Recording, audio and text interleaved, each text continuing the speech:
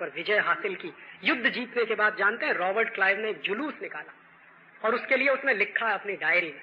उस डायरी के 2 पन्ने मेरे पास है और जब जब मैं पढ़ता हूं मेरे दिल में आग लग जाती। क्लाइव ने लिखा अपनी डायरी में कि मैंने जब प्लासी का युद्ध जीत लिया तो 300 अंग्रेज सिपाहियों के साथ मैंने एक विजय जुलूस निकाला कलकत्ता से मुर्शिदाबाद तक का। तो उस विजय जुलूस में क्या होता था, क्लाइव घोड़े पर बैठकर आगे आगे चलता था, उसके पीछे 300 सिपाही चलते थे। और उसने डायरी में लिखा है कि मेरे 300 सिपाहियों का जुलूस देखने के लिए सड़क के दोनों किनारे करोड़ों करोड़ों हिंदुस्तानी खड़े होते थे। और उसने आखिरी वाक्य लिखा है कि जो सड़कों के दोनों किनारे खड़े होकर मेरा जुलूस देखते थे और तालियां बजाते थे, अगर उनमें से एक एक हिंदुस्तानी ने एक एक पत्थर का टुकड़ा उठा के मारा होता तो देश का इतिहास बदल गया।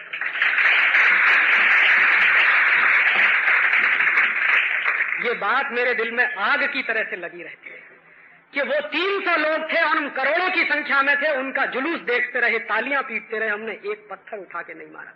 आज भी वही हो रहा है और मैं इसी के लिए आपसे कहने आया हूं कि प्रतिदिन कम से कम 1 घंटा निकालिए और हिम्मत करके एक पत्थर का टुकड़ा तो मारिए। वो गलती तो मत कीजिए जो हमारे पुरखों ने की। तो आप कहोगे मैं या अपने दोस्त के घर में कहोगे, और अगर वो इतना भी कर देगा कि आपकी बात को सुनकर वो पेप्सी या कोका कोला पीना बंद कर देगा या कोलगेट खरीदना बंद कर देगा, तो मेरा आना सार्थक। कुछ 1-2 जरूरी सवाल हैं जिनका जवाब देना मुझे लगता है कि देना चाहिए। एक भाई ने सवाल किया है कि ये सब चैनल के सामने अपन कुछ नहीं बोल सकते क्या, टेलीविजन के चैनल के बारे में। हम बराबर बोल सकते हैं और बोलना चाहिए और हम बोल भी रहे हैं। मैं आपको मेरी जानकारी दूं, इस समय मैं एक केस लड़ रहा हूं सारे विदेशी टेलीविजन चैनल और दूरदर्शन के खिलाफ। पहले ये केस मैंने किया था प्रेम कुमार की अदालत में दिल्ली में, और प्रेम कुमार जी ने 3 जुलाई 1996 को फैसला सुनाया हमारे पक्ष में। और प्रेम कुमार जी का ये फैसला है कि सारे विदेशी चैनल बंद कर देने चाहिए। और उसके ऊपर ये जो दूरदर्शन है, दूरदर्शन के बारे में प्रेम कुमार जी का ये कहना है कि दूरदर्शन पर चित्रहार जैसे कोई भी कार्यक्रम नहीं आने चाहिए जिसमें सेक्स की वल्गैरिटी और ऑब्सिनिटी इतनी दिखाई जाती है। तो हमको ऐसा लगता था कि जैसे ही ये फैसला आएगा सारे देश में लागू हो जाएगा, लेकिन मैं आपको बताऊं कि ये विदेशी टेलीविजन कंपनी चलाने वालों की लॉबी बहुत मजबूत है। उनमें रूपर्ट मर्डोक है, स्टार टीवी का मालिक है, उनमें जी टीवी का मालिक है, उसमें एटीएन वाले हैं, ये अमिताभ बच्चन है। तो इन्होंने सबने क्या किया कि जैसे ही प्रेम कुमार की अदालत में हम ये केस जीते, ये सब लोग हमारे खिलाफ एक साथ मिलकर हाई कोर्ट में चले गए। और हाई कोर्ट में अभी वो केस चल रहा। हाई कोर्ट में मुझे दूसरा आश्चर्य तब हुआ कि ये सारे क्रिकेट लोगों के साथ भारत सरकार भी हमारे खिलाफ खड़ी।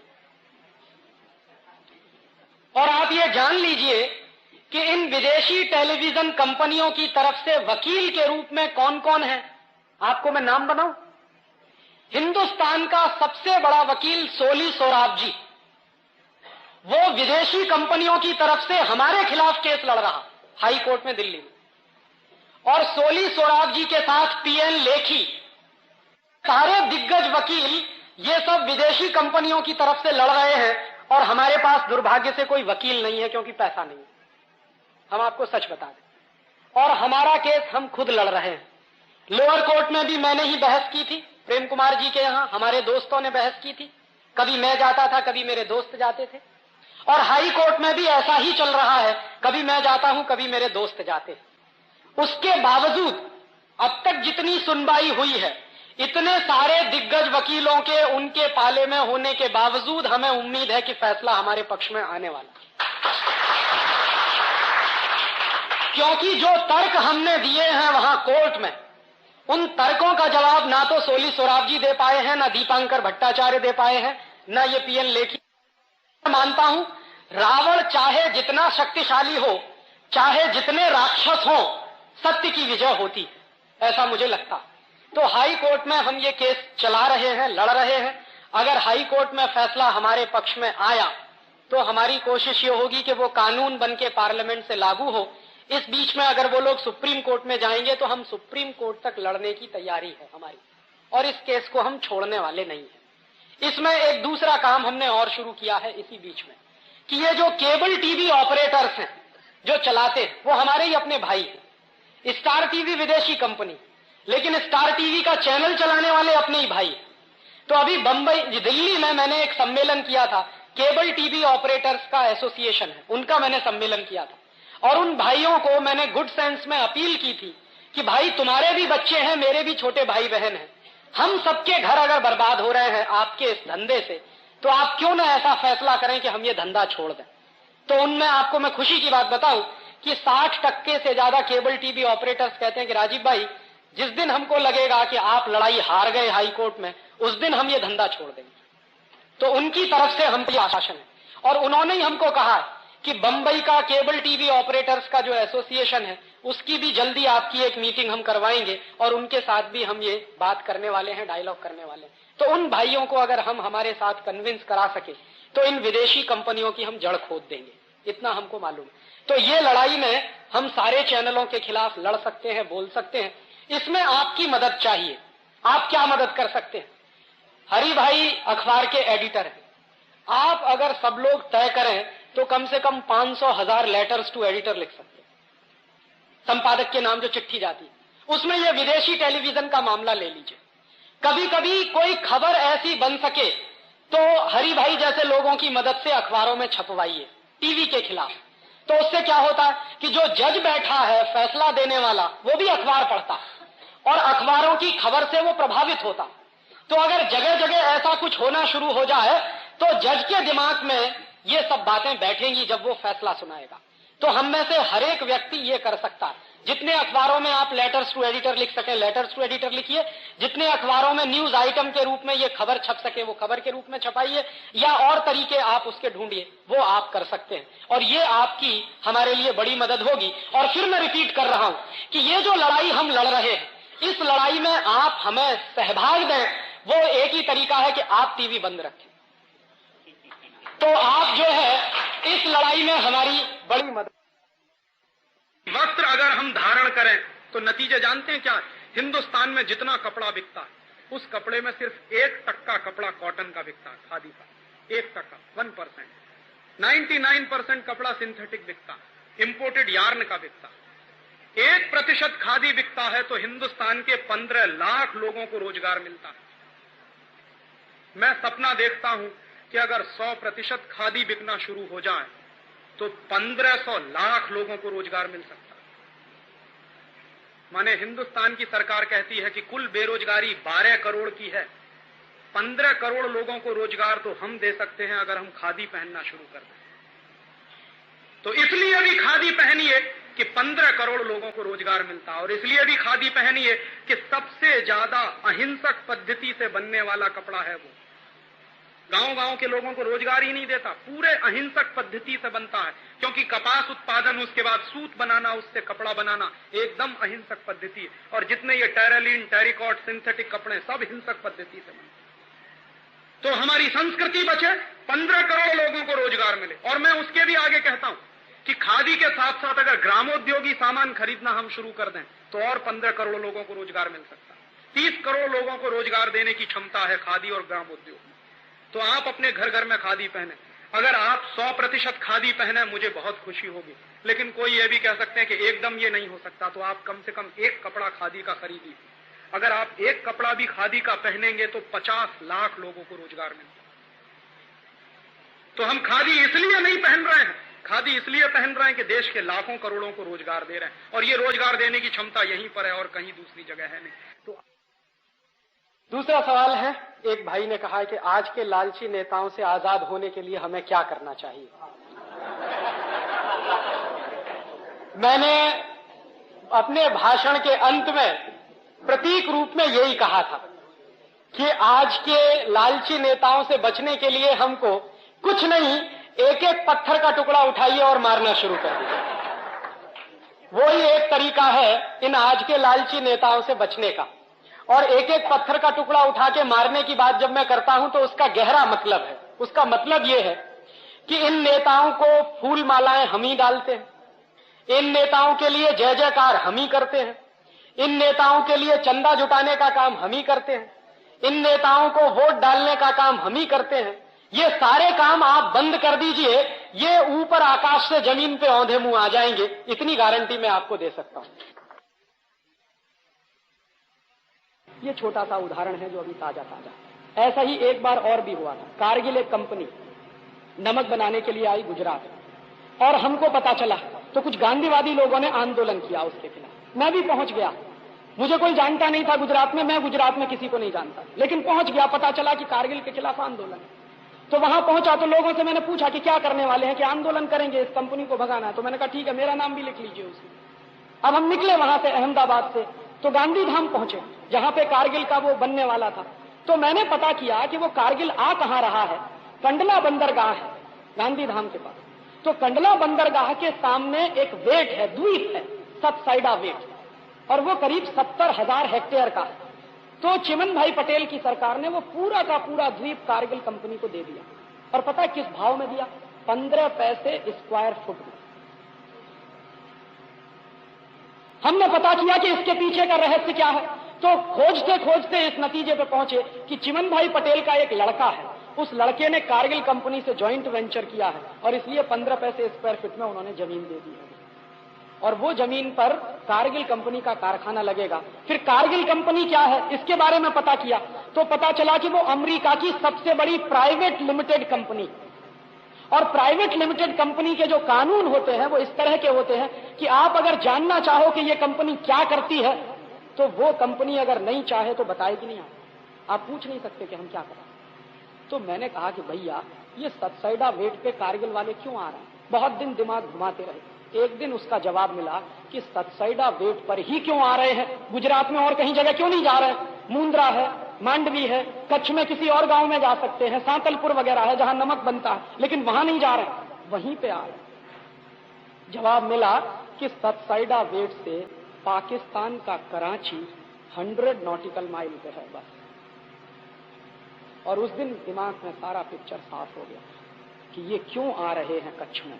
ये इसलिए आ रहे हैं कि अब गुजरात को कश्मीर बनाना, और अमेरिका के रिश्ते पाकिस्तान से कितने अच्छे हैं ये आप भी जानते हो, मैं भी जानता हूं। ये अमेरिका रोज पाकिस्तान को हथियार देता है।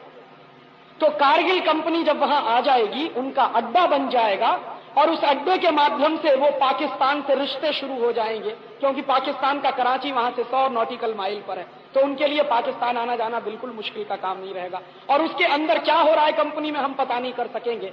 तो मुझे समझ में आ गया कि ये कच्छ को एक दूसरा कश्मीर बनाने की सारी साजिश है। और फिर देखना शुरू किया तो हिंदुस्तान को घेर रहे। नॉर्थ ईस्ट में चीन बैठा, नीचे श्रीलंका में आग लगी हुई, उसके बाद आपका नॉर्थ ईस्ट से थोड़ा नीचे जाइए, वहां भी आग लगना शुरू हो गई। कश्मीर और पंजाब में आग लगी ही रहती। अलग कश्मीर चाहिए, अलग पंजाब चाहिए, ये बात कहने वाले ही बहुत हैं। तो उसके बाद अब बचा हुआ एक हिस्सा है पश्चिम भारत, जो थोड़ा शांत है। अब उस पश्चिम भारत में गुजरात के छाती पे बैठ जाएंगे तो पश्चिम भारत को भी अशांत बनाएंगे। तो ये बात जब मुझे समझ में आई तो मैंने तय किया कि अब मैं कहीं जाऊंगा नहीं, यहीं रहूंगा कच्छ में। गुजराती मुझे आती नहीं, कच्छी तो बिल्कुल समझ में नहीं आती। फिर भी जाता था, स्कूलों में जाता था, कॉलेजों में जाता था, कहीं कोई परिचय नहीं होता था। प्रिंसिपल के पास जाता था, कहता था कि मेरा नाम ये है, मैं आया हूं, मुझे आपके विद्यार्थियों से कुछ बात कहनी। तो कहता था क्या बात कहनी? मैं उसको कहता था कि यहाँ एक विदेशी कंपनी आ रही और तुम्हारी छाती पर बंदूक चलाएगी। वो बताने आया तो कोई भी प्रिंसिपल ऐसा नहीं मिला जिसने मना किया। उसने कहा राजीव भाई बताइए, समझाइए। क्या ये बात बराबर है कि हमारा बजट हमको ही बनाना चाहिए, लेकिन मैंने बताया कि इस देश के नेताओं ने सारा देश बेच दिया। IMF, वर्ल्ड बैंक के अधिकारी इस देश में अब बजट बनाते। हमारे देश के लोग तो सिर्फ माने मजबूरी के लिए उनके साथ बैठते हैं। आपको मैं ये जानकारी दे दूं, चिदम्बरम बजट नहीं बना रहा। इस समय 6 IMF के अधिकारी साउथ ब्लॉक में बैठे हुए हैं, वो रात दिन बजट बना रहे हैं। तो हमको हमारा बजट बनाना ही चाहिए। विदेशी लोग बजट बनाएं, ये इस देश के लिए सबसे ज्यादा अपमान की बात है। अब ये है पहुंच गया, हाँ होगा ये तो। अब ऐसा हो, चिदम्बरम जैसे लोग, मनमोहन सिंह जैसे लोग अगर वित्त मंत्री होंगे तो ये तो होने ही वाला है। अब जरूरत एक है, मैं आपको बताऊं सच में, हाँ ऑफिशियली भी डिक्लेयर किया, शायद आज के 1-2 अखबारों में आया हुआ। मुझे लगता है कि इसके लिए एक ही तरीका है। ध्यान रखिए, चिदम्बरम कभी ना कभी बंबई आएगा। हाँ कभी ना कभी तो आएगा बंबई। तो जिस दिन चिदम्बरम बंबई आए उस दिन आप हिम्मत करिए, मैं आपके साथ चलूंगा, मैं अपने सारे काम छोड़कर आऊंगा और हम उसको एयरपोर्ट से बंबई शहर में घुसने नहीं देंगे। चिदम्बरम आएगा तो चिदम्बरम के साथ ही होगा और मनमोहन सिंह आएगा तो उसके साथ भी यही होगा और उनको यह बता दिया जाएगा कि तुम हो कौन, तुम वर्ल्ड बैंक और IMF के एजेंट लोग हो, तुमको इस पवित्र धरती पर हम कदम नहीं रखने देंगे। ये हम कर सकते हैं और ये जनता की ताकत है। बंबई में जिस दिन आपको लगे कि चिदम्बरम आ रहा है, आप राजीव दीक्षित को एक फोन कर दीजिए, मैं जहां भी रहूंगा आऊंगा, आपका साथ अगर मुझे मिले तो इस चिदम्बरम क्या चिदम्बरम के बाप को सबक सिखा सकते। कुछ नहीं है, ये पानी के बुलबुले हैं, आज है कल नीचे आ जाएंगे, इनकी कोई हैसियत नहीं है, इनकी कोई ताकत नहीं है। तभी तक हैसियत और ताकत है जब तक वो आपको बेवकूफ बना ले। जिस दिन आप बेवकूफ बनना बंद हो जाएंगे उस दिन सारे चिदम्बरम ठीक हो जाएंगे। ये मैं आपसे कह सकता हूं। एक वखत लालू प्रसाद यादव जયારે બોમ્બેના એરપોર્ટ ઉપર ઉતરી રહ્યા હતા ત્યારે જે હરિભાઈ કે જૈનો તો અહિંસક છે, પણ જૈનોની અહિંસા કેવી છે હજી મારે એમને થોડોક સમય મળે તો શાંતિથી 1-2 કલાકમાં સમજાવવું છે કે માત્ર 12 જ કલાકના ગાળામાં 30,000 માણસો સાંતાક્રુઝના એરપોર્ટ ઉપર આ જૈનો ત્યાં પહોંચી ગયા હતા અને લાલુ પ્રસાદને ઊભી પૂછડીએ ભાગી જવું પડ્યું હતું। એટલી તાકાત આ જૈનોની અંદર પડી છે। આપ એક વખત એલાન કરો અને શું નથી થતું જોઈ આપ। तो ये चिदम्बरम के साथ भी हो सकता है, अगर लालू के साथ हो सकता है तो सबके साथ हो सकता है और मैं आश्वस्त हूं कि ऐसा हो जाए। एक भाई ने पूछा है कि भारत में सब काम अंग्रेजी में ही क्यों कराते हैं और उसके नीचे फिर उन्होंने उदाहरण के लिए लिखा है कि कंप्यूटर वगैरह की ये भाषा जो है वो अंग्रेजी वाली क्यों। मैं आपसे कहता हूं कि ये अंग्रेजी में काम करना इस देश में ऐसा माना गया है कि शान की बात है, ये गुलामी की बात है, इसमें कोई शान नहीं है।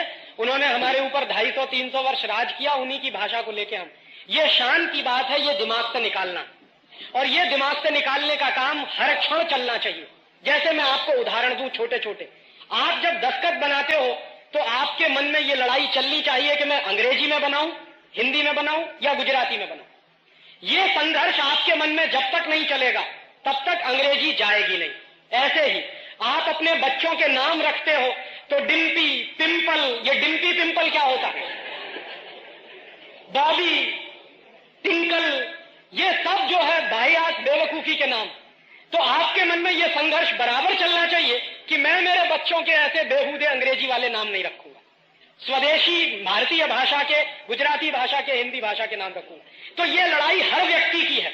जब भी आपका हाथ दस्तखत करने के लिए बढ़े तो अपने आप से पूछिए कि आप अंग्रेजी में दस्तखत करने जा रहे हो या हिंदी में या गुजराती में। अगर आप अंग्रेजी में करने जा रहे हो तो अपने आप को रोकिए और कहिए कि नहीं, मैं प्रयास पूर्वक हिंदी में या गुजराती में ही दस्तखत करूंगा। ये लड़ाई जिस दिन आपके घर से शुरू हो जाएगी आप इस देश में अंग्रेजी को विदा कर देंगे, ऐसा मुझे भरोसा है। हाँ, तो ऐसे ही हम सब अपने अपने व्यक्तिगत स्तर पे करें, ये अंग्रेजी वैसे ही जाएगी। मैं इसके लिए एक ही वाक्य इस्तेमाल करता हूं कि जैसे अंग्रेजों को मार मार के पीट पीट के भगाया, वैसे ही अंग्रेजी को मार मार के पीट पीट के भगाना पड़ेगा, नहीं तो ये जाने वाली नहीं। इसके लिए हम अपने व्यक्तिगत स्तर पर जहां तक संभव हो, जैसे उदाहरण में दूं, अंग्रेजी अखबार खरीदना बंद कर दीजिए और इनको सबक सिखा दीजिए। और ये अंग्रेजी अखबार करते क्या, आप देखिए, मैं नाम लेके कह रहा हूं, टाइम्स ऑफ इंडिया किसका है, अशोक जैन का।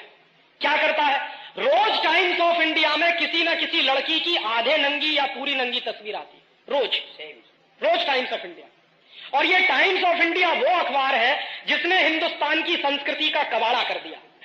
जानते हैं, यही टाइम्स ऑफ इंडिया है जिसने भारत सुंदरी, मिस इंडिया, मिस फेमिना, ये सारी प्रतियोगिताएं शुरू की। यही टाइम्स ऑफ इंडिया ग्रुप है, फेमिना उन्हीं की पत्रिका है। तो फेमिना के माध्यम से उन्होंने मिस फेमिना, मिस इंडिया चालू किया। अब वो मिस इंडिया, मिस वर्ल्ड और मिस यूनिवर्स हो गया है और वो सारे उसी धंधे में लगे हुए। और इनके पास कोई धंधा नहीं है।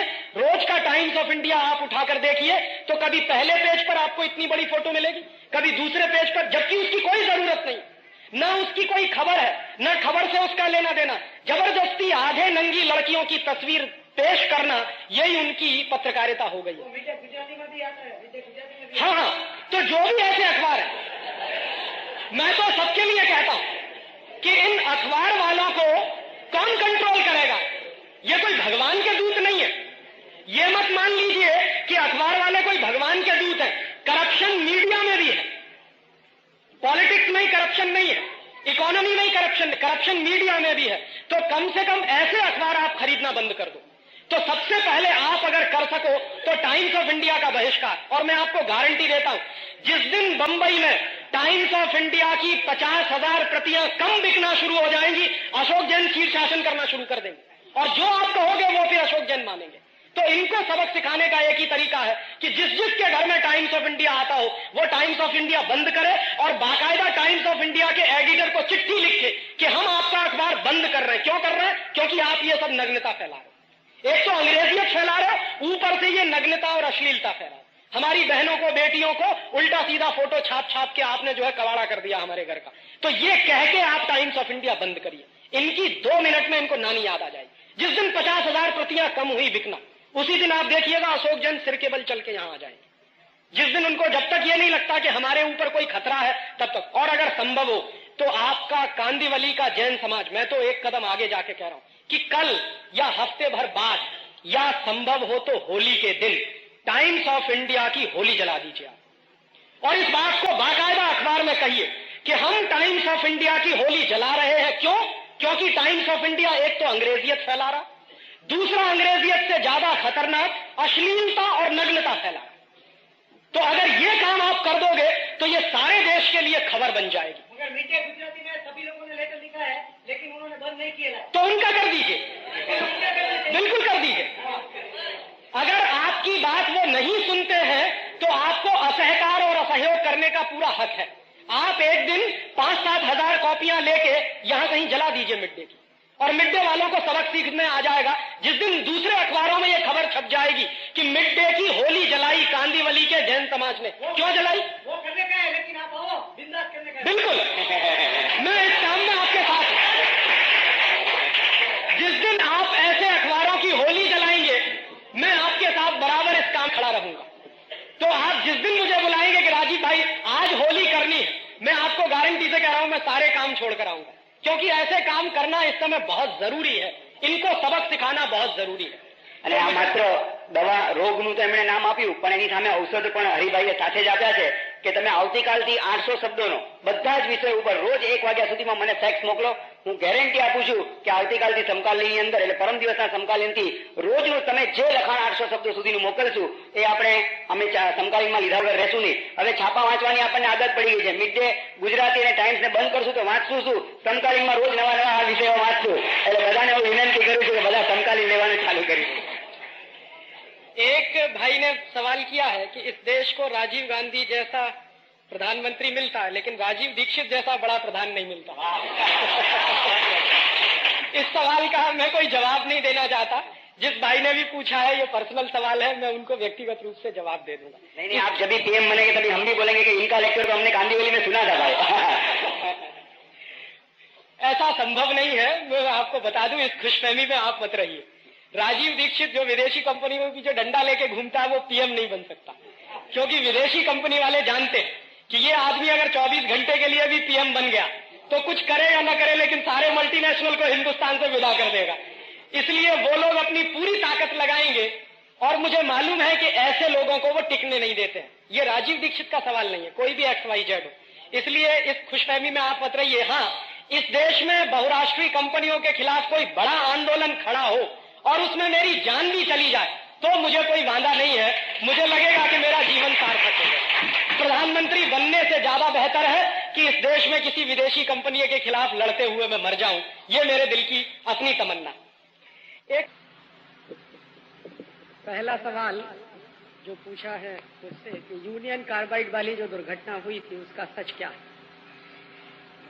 यूनियन कार्बाइड वाली दुर्घटना के बारे में सारे देश को ये बताया गया है कि ये अचानक से भोपाल में उनके कारखाने से गैस रिस गई, मिथाइल आइसोसाइनेट, और लोग मर गए।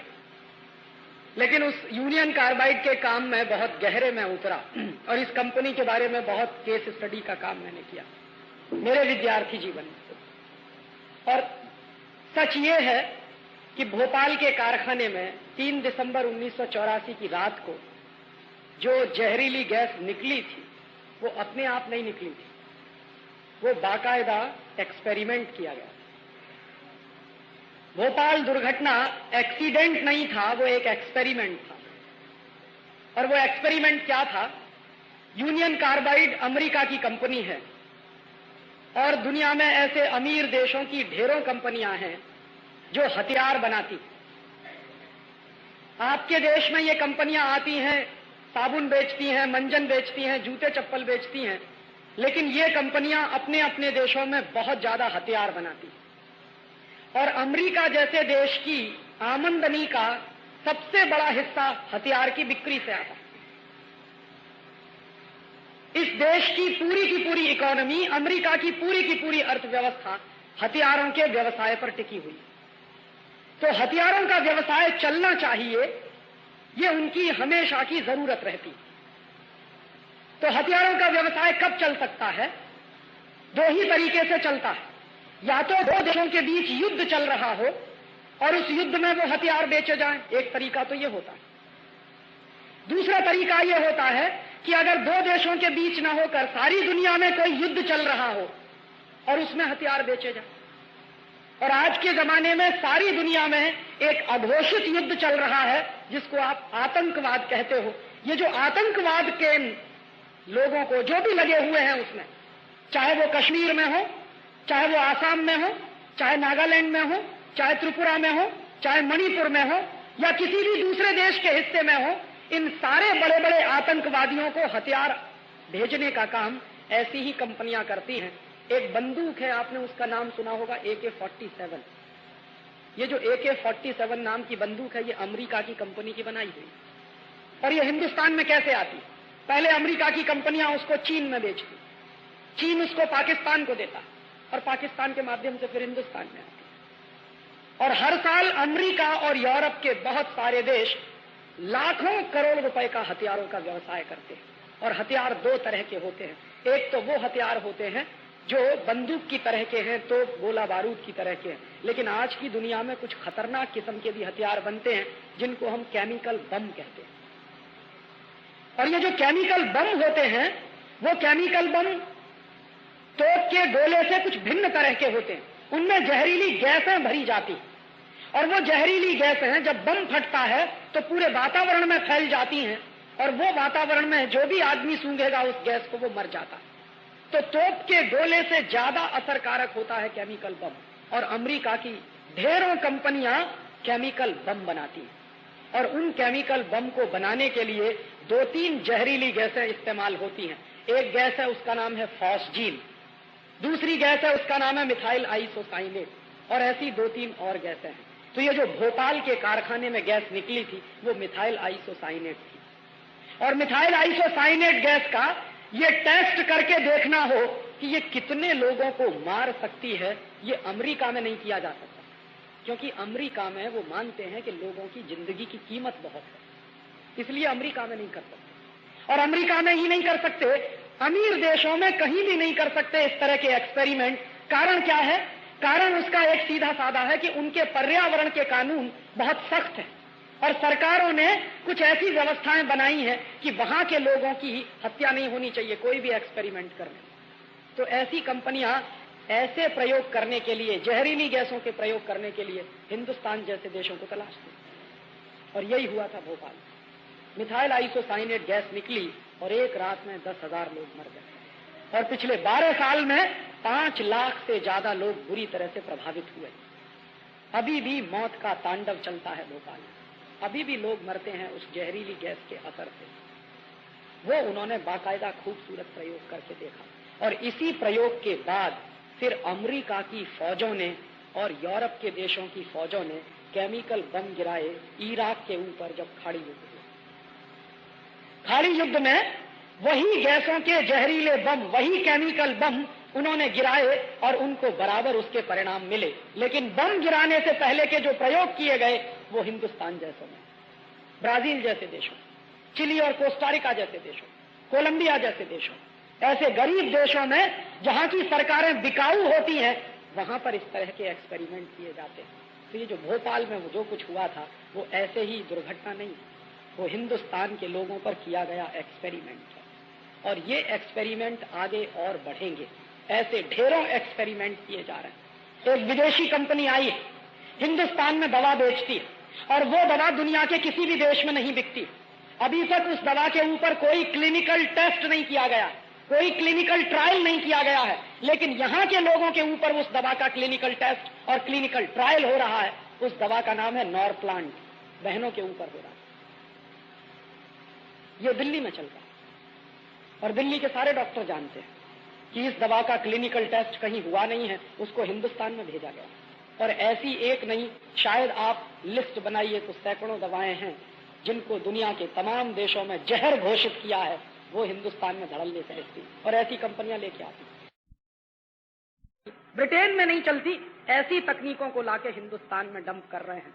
और आपको मैं बताऊं, ये जो बंबई है ना, और बंबई के बाजू में पूरा गुजरात है, मैं आज आपसे ये कह रहा हूं कि अभी तो एक भोपाल बना है हिंदुस्तान में, गुजरात में तो 50 से ज्यादा ऐसी बन सकते हैं।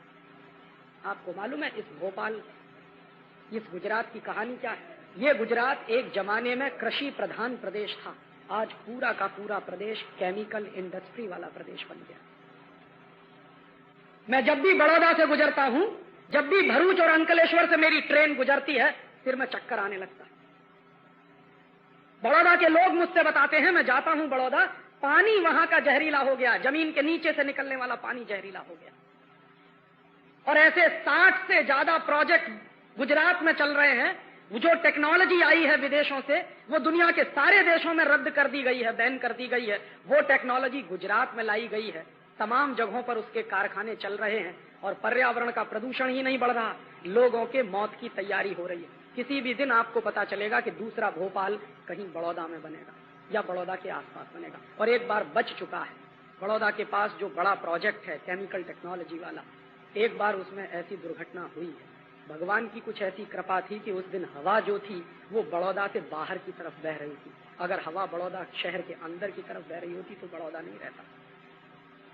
इतने खतरनाक प्रोजेक्ट इस देश में आए और ये सब टेक्नोलॉजी के नाम पे लाए गए और ऐसे जगह जगह विनाश के कारखाने खड़े किए जा रहे हैं। और ये सारी की सारी केमिकल इंडस्ट्री वहां से बंद की जा रही है, यूरोप के देशों से, अमेरिका के देशों से, और उसको हमारे यहाँ लाके लगा रहे हैं। मुझे दर्द बहुत है अपने दिल में भोपाल का, क्योंकि 12 साल हो गया है, अभी तक किसी को न्याय नहीं मिला। हमारे जैसे लोग 12 साल से, मैं तो मेरे विद्यार्थी जीवन से ये मांग कर रहा था कि वॉरेन एंडरसन, जो यूनियन कार्बाइड कंपनी का सबसे बड़ा ऑफिसर, उसको लाके हिंदुस्तान में गिरफ्तार करके मुकदमा चलाया जाना चाहिए, लेकिन आज तक किसी सरकार को फुर्सत नहीं है उसको गिरफ्तार करने की। इस देश में न्याय की पद्धति क्या है? आपकी आंखों के सामने, मेरी आंखों के सामने हजारों लोग मरे हैं, लाखों लोग मर रहे हैं, लेकिन उनको हम न्याय नहीं दे पा रहे हैं। ये कैसा न्याय है? ये भोपाल में हुआ है और अगले तमाम जगहों पर होने की तैयारी है। इसलिए मैं आपको चेतावनी दे रहा हूं कि ये भोपाल एक नहीं है, हिंदुस्तान में 60-70 भोपाल बन सकते हैं किसी भी दिन। जिस दिन वहां इस तरह के एक्सपेरिमेंट होने शुरू हो जाएंगे, वो भोपाल बन जाएंगे, क्योंकि वो मानते हैं कि हम और हमारे जैसे लोग तो विदेशी कंपनियों की लेबोरेटरी के चूहे हैं, हमारी तो कोई औकात नहीं है, हमारी तो कोई हैसियत नहीं है, मरे तो मर जाएं। और उससे भी ज्यादा दुख मुझे दूसरी बात का होता कि भोपाल में जो हजारों लोग मर गए, हमारे दिल में कहीं हलचल नहीं हुई है। सारे देश ने शांति के साथ इसको देखा। सरकार बिक जाती है, समझ में आता है, कोर्ट कुछ नहीं करता, समझ में आता है, लेकिन देश के लोग इतने मरे हुए हैं कि मेरा भाई मर गया, मेरे पड़ोसी मर गए, लेकिन हमारी आंखों का पानी भी नहीं उतरा। जानते हैं ये क्यों हुआ? ये मैं मेरे भाषण में जो कह रहा, सिर्फ दुर्घटना नहीं है, भोपाल एक चेतावनी है कि अगले कुछ वर्षों में अगर हम नहीं जगे तो हिंदुस्तान में जगह जगह भोपाल बनेगी। दूसरा सवाल इन्होंने पूछा था कि आप चुनाव क्यों नहीं लड़ते, और मेरा जवाब मैं आपको बता दूं कि अगर मैं चुनाव लड़के पार्लियामेंट में पहुंच भी जाऊं तो ये पार्लियामेंट मेरा नहीं है, ये पार्लियामेंट उनका है। ये पार्लियामेंट्री डेमोक्रेटिक सिस्टम मेरा नहीं है, स्वदेशी नहीं, ये विदेशी तंत्र है। और इस विदेशी तंत्र में आप किसी भी अच्छे से अच्छे आदमी को भेज दीजिए, वो वही करने वाला है जो हो रहा है। इसको एक उदाहरण से समझिए। हमारे यहाँ पता है क्या होता है, और तीसरे सवाल का जवाब भी इसी में आ जाएगा कि ये भाजपा अपनी है कि नहीं। क्या होता है कि ये पूरी की पूरी व्यवस्था एक मोटर गाड़ी की तरह है, आप ड्राइवर बदलते जाते हो लेकिन कार वही चलती जाती है।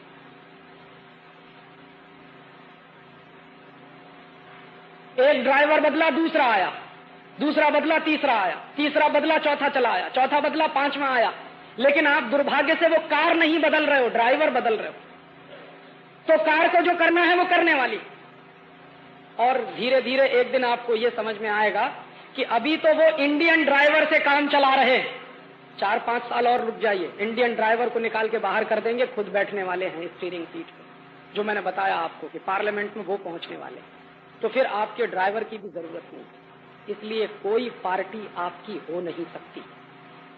और इस पर बहुत गंभीरता से सोचिए कि क्या हमको पार्लियामेंट्री डेमोक्रेटिक सिस्टम चाहिए। और मैं आपसे पूरे गंभीरता से कह रहा हूं कि दुनिया के उन तमाम देशों में जहां पार्लियामेंट्री डेमोक्रेटिक सिस्टम चल रहा है, फेल हो गया है। किसी भी देश में, चाहे अमेरिका में, चाहे ब्रिटेन में, चाहे जर्मनी में, चाहे फ्रांस में, हर देश में क्राइसिस है पॉलिटिक्स में, और वो क्राइसिस इस सिस्टम की है, और वही सिस्टम हम चला रहे हैं। तो इस पार्लियामेंट्री डेमोक्रेटिक सिस्टम में आप बिल्कुल उम्मीद मत करिए कांग्रेस को हटा दीजिए जनता दल आ जाएगा, जनता दल को हटा दीजिए सीपीएम को ले आइए, सीपीएम को हटा दीजिए बीजेपी को ले आइए, काम सबके वैसे ही होने वाले। और नहीं हो तो करके देख लीजिए। गुजरात में तो आपने सारे प्रयोग किए, देख लीजिए आप इसको हमारी आंखों के सामने। महाराष्ट्र में प्रयोग चली रहा, राजस्थान में प्रयोग चली रहा। आप इन तीनों प्रदेशों में से कोई एक प्रदेश बता दीजिए जहां विदेशी कंपनियां नहीं आ रही, या इनकी सरकारें कुछ और काम कर रही हो पुरानी सरकारों से अलग। सब तो एक ही तरह का काम कर रहे हैं। और मैं तो कभी कभी ये बात गंभीरता से कहता हूं, लेकिन मजाक की बात है। मैं कहता हूं कि हर पार्टी का चुनाव घोषणा पत्र उठा लीजिए आप, और उसका कवर पेज फाड़ दीजिए, और उसके बाद गड्ढमड्ढ कर दीजिए, और मैं आपको दे दूं, आप बता नहीं सकते कि कौन सा घोषणा पत्र किस पार्टी का। सबके चुनाव घोषणा पत्र एक जैसे, फर्क बस इतना है कि किसी के चुनाव घोषणा पत्र में कोई बात पेज नंबर 1 पर होगी तो दूसरी पार्टी के चुनाव घोषणा पत्र में पेज नंबर 10 पर होगी। किसी में वो बात पेज नंबर 15 पर है तो किसी में पेज नंबर 40 पर हो जाएगी। इससे ज्यादा कोई फर्क नहीं, कोई क्वालिटी का फर्क नहीं। और मैं तब आपसे कह रहा हूं कि हमको गंभीरता से विचार करना चाहिए कि ये संसदीय लोकतंत्र हमको चाहिए क्या, और अगर ये संसदीय लोकतंत्र चाहिए तो इसके स्वरूप के बारे में तय करिए। मैं बहुत गंभीरता से इस निष्कर्ष पर पहुंचा हूं पिछले कुछ वर्षों में। हो सकता है मेरा निष्कर्ष गलत हो, मैं ये नहीं कहता कि यही आखिरी सच है। मैं मानता हूं कि हिंदुस्तान से पार्टियों का शासन खत्म करना पड़ेगा, इन पार्टियों को हटाना पड़ेगा। जानते हैं क्यों? मैं मेरे घर का उदाहरण देता हूं, बिल्कुल ताजा उदाहरण है। उत्तर प्रदेश में चुनाव हुआ तो मेरे पिताजी ने मुझे फोन किया। मैं एक जगह गया हुआ था ऐसे ही व्याख्यान करने, मेरे पिताजी ने फोन किया। क्या फोन किया? कि तुमको घर आना है। मैंने कहा किस लिए? कि वोट डालना। चुनाव आ गया, वोट डालना। मैंने कहा क्यों वोट डाले? कि तुम्हारा बहुत पवित्र काम है वोट डालना। तो मैंने कहा काहे को आए घर पे? तो उस दिन मैं बताऊं आपको कि 35 मिनट मेरे पिताजी फोन पर बात करते रहे एसटीडी से, और मुझको समझाते रहे।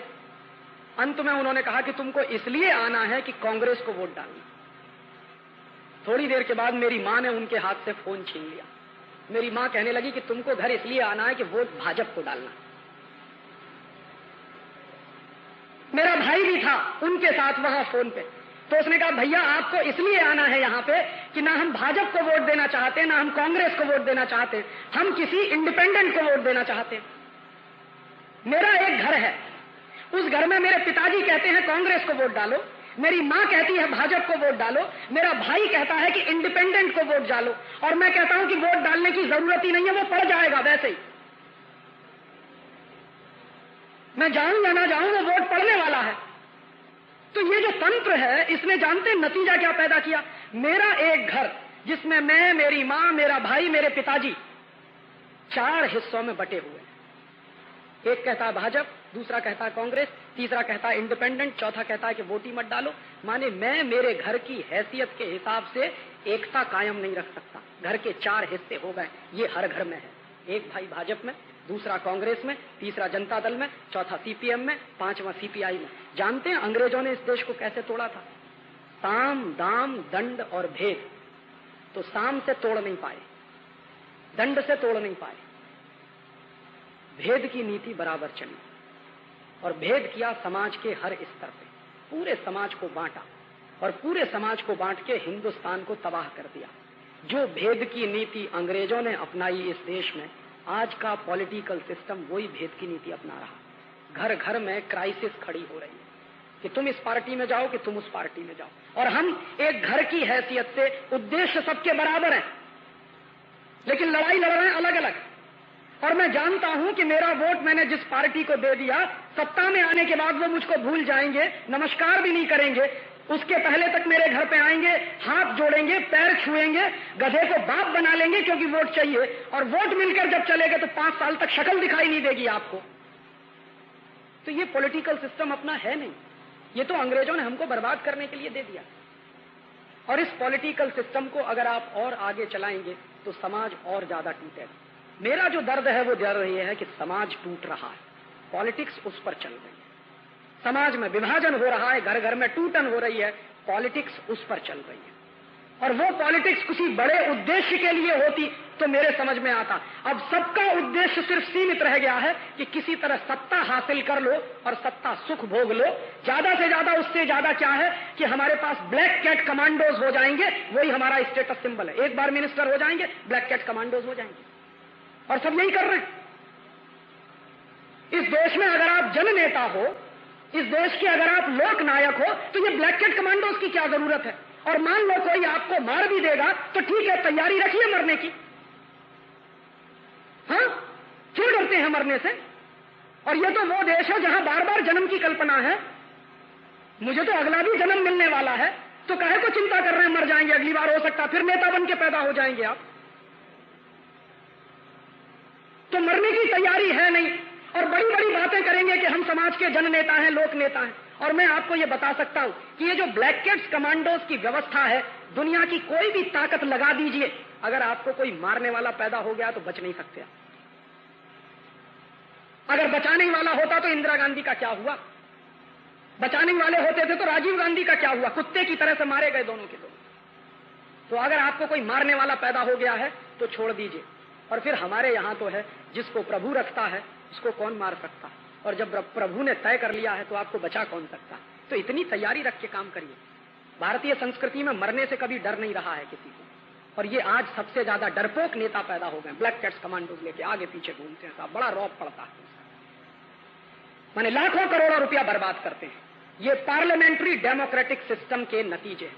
और दुनिया में मैंने नहीं देखा, सारी दुनिया तो मैंने नहीं देखी, लेकिन कुछ देश तो मैंने देखे, किसी भी देश में एमपीज को घर नहीं दिए जाते रहने के लिए। यहां है, महल है उनके पास, किसी देश में नहीं है। ब्रिटेन में नहीं है, फ्रांस में नहीं है, जर्मनी में नहीं है, स्वीडन में नहीं है, अमेरिका में नहीं है। एमपीज को रहने के लिए कोठियां नहीं मिलती सरकार की तरफ से, उनको किराए के घर में रहना होता है या अपने घरों में रहना होता है। ये अंग्रेजों ने व्यवस्था डाली हिंदुस्तान में, और अंग्रेजों की डाली हुई व्यवस्था आज भी चल रही है। एक एक एमपीज के पास 2-2 घर हैं, 3-3 घर हैं। एक घर पार्टी को दे रखा है, एक घर अपने लिए। काहे के लिए भाई? किराए के घर में रहिए। और इनको आप कहते हो कि ये सब समाज से भी तनख्वाह लेके काम करने वाले क्लर्क हो गए हैं सबके सब। ये नेता? अपना टीए बढ़ाना हो, अपना डीए बढ़ाना हो तो पूरा पार्लियामेंट एक हो जाता। पूछिए जरा इनसे, कोई एक पार्टी माई की लाल थी जब ये डीए बढ़ाने की बात हुई थी पार्लियामेंट के अंदर? अपने भत्ते बढ़ाने की बात आई थी पार्लियामेंट के अंदर, सारे पार्टीज के एमपी एक हो गए और फटाफट बिल पारित हो गया। और यहां तक नहीं, व्यवस्था यहां तक कर ली है कि अगर आप एक बार घुस गए पार्लियामेंट में तो जन्म जिंदगी आपके नाती पोतों को भी पेंशन मिलती रहे। काहे के लिए भाई? एक तरफ कहोगे कि हम जन नेता हैं, एक तरफ कहोगे हम लोक नायक हैं, दूसरी तरफ तनख्वाह लेके काम करने की स्थिति तुम्हारी बनी हुई है। तनख्वाह लेके काम तो क्लर्क करता है, जन नेता तो नहीं करता इस देश में काम। तो कहें पार्टियां घोषणा करें कि हमारे एमपी तनख्वाह नहीं लेंगे, तो आप कहोगे कि भरण पोषण की व्यवस्था वो हम करेंगे, समाज के लोग करेंगे। इस देश में तो हमेशा से व्यवस्था रही है कि जो समाज सेवा के काम में निकलता है समाज उसकी व्यवस्था करता है। ये कोई आज की बात थोड़ी है, हजारों साल से यही चला आया इस देश में। जिन्होंने समाज सेवा का काम किया है समाज ने उसकी व्यवस्था की है। तो ये जो पॉलिटिशियंस कहते हैं कि हम समाज सेवा कर रहे हैं, छोड़िए अपनी सारी व्यवस्था, समाज आपकी व्यवस्था करेगा, आप देश चलाने का काम करिए। लेकिन ये तो सब वेतन भोगी हो गए, भत्ते वाले हो गए। टीए डीए इनके बढ़ने चाहिए ऐसे जैसे दूसरे लोगों के बढ़ते जाते हैं, और बराबर बढ़ते चले जा रहे हैं। अभी नया पे कमीशन बिठा दिया, तो उस पे कमीशन के माध्यम से अधिकारियों की तनख्वाह बढ़ेगी, तो एमपीज एमएलएस की भी तनख्वाह बढ़ाने का काम चालू है। ये काहे का पॉलिटिकल सिस्टम? इसलिए दोस्त, मैं इस पॉलिटिकल सिस्टम में जाने का माने इस देश से गद्दारी समझता हूं, इसलिए मैं चुनाव नहीं लड़ता। और मैं आपको एक बात और बता दूं कि चुनाव लड़के पार्लियामेंट में जाके कभी क्रांति नहीं हो सकती। मैंने बड़े बड़े दिग्गजों को देखा, मैंने मेरी आंखों से देखा। जो बड़े बड़े दिग्गज हैं, जो आंखों में सपने लेके क्रांति के, बगावत के, ये और वो, और यही दिग्गज बड़ा झंडा लेके 1977 में पहुंचे थे पार्लियामेंट के। आपको मालूम है बहुत बड़ा आंदोलन हुआ था इस देश में, जेपी आंदोलन, जयप्रकाश आंदोलन, और उसमें बड़े बड़े क्रांतिकारी लोग थे। ऐसे ऐसे क्रांतिकारी लोग थे जो बड़ौदा डायनामाइट केस के अपराधी थे और इस देश के नौजवानों में सुरसुरी पैदा करते थे। जैसे ही पार्लियामेंट के अंदर घुसे, उनकी सारी तेजस्विता नष्ट हो गई। आज वो किसी काम के नहीं, सिवाय इसके कि इस पार्टी का पल्ला पकड़ो या उस पार्टी का पल्ला पकड़ो। पूरी ताकत उनके जिंदगी की अब इसी काम में जा रही है। ऐसे क्रांतिकारियों को हमने देखा है जो आग उगलते थे जब पार्लियामेंट के अंदर नहीं गए थे, और अब पार्लियामेंट में जाने के बाद मुंह सूख गया है उनका, जवाब नहीं दे सकते हैं, उनसे सवाल पूछ रहे थे। तो इस पार्लियामेंट में कुछ है नहीं। और जेपी की एक बात मुझे बराबर याद रहती है कि ये पार्लियामेंट में बैठे हुए लोग कुत्ते की तरह से सूखी हड्डियां चूस रहे। तो मैं कुत्ते की तरह से सूखी हड्डी चूसने के लिए पार्लियामेंट में नहीं जाना चाहता।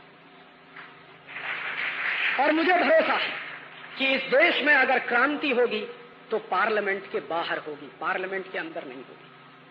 पार्लियामेंट के बाहर क्रांति होगी। और मैं ज्यादा नहीं कहता, 1-2 लाख नौजवान मिल जाए कमिटमेंट वाले, जिनको मरने से डर नहीं लगता। और ऐसे नौजवान जिनको मरने से डर नहीं लगता हो, मेरी डायरी में मेरा नाम लिख, अपना नाम मुझे लिख। ज्यादा नहीं कहता, 1-2 लाख चाहिए। इस देश की सारी व्यवस्था बदल जाएगी। ये बिल्कुल मुश्किल काम नहीं।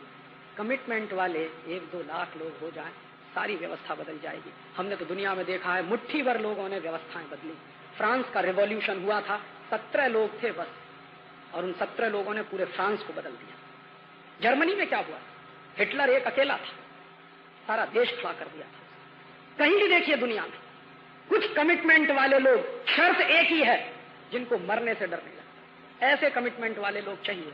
ये पार्लियामेंट क्या, दुनिया की सारी व्यवस्थाएं बदल सकती है। और वो पार्लियामेंट के बाहर से होता, पार्लियामेंट के अंदर से नहीं होता।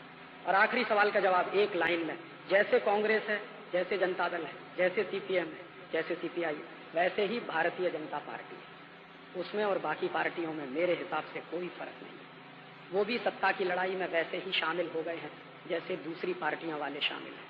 उनको भी अब सत्ता ही दिखाई देती है, ना आदर्श दिखाई देते हैं, ना अपनी घोषणाएं दिखाई देती हैं जो सत्ता के पहले वो करते थे।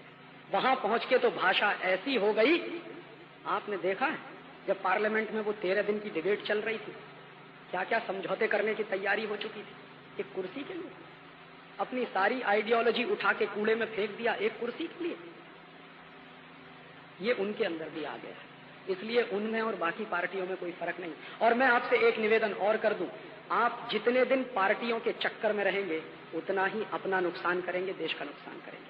इन पार्टियों का चक्कर छोड़ दीजिए, पार्टियों का चक्कर छोड़कर देश के चक्कर में पड़िए। आज इनके लिए पता है क्या हो गया? पार्टी देश से ज्यादा महत्वपूर्ण हो गई। देश नहीं है, पार्टी महत्वपूर्ण है।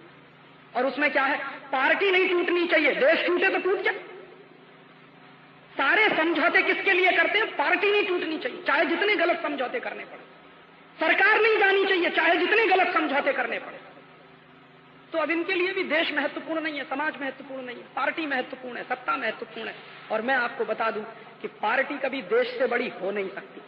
जो लोग इस भ्रमणा में हैं कि पार्टी देश से बड़ी हो गई है, उनको मैं कह रहा हूं कि पार्टी देश से बड़ी कभी होती नहीं, देश बड़ा होता है।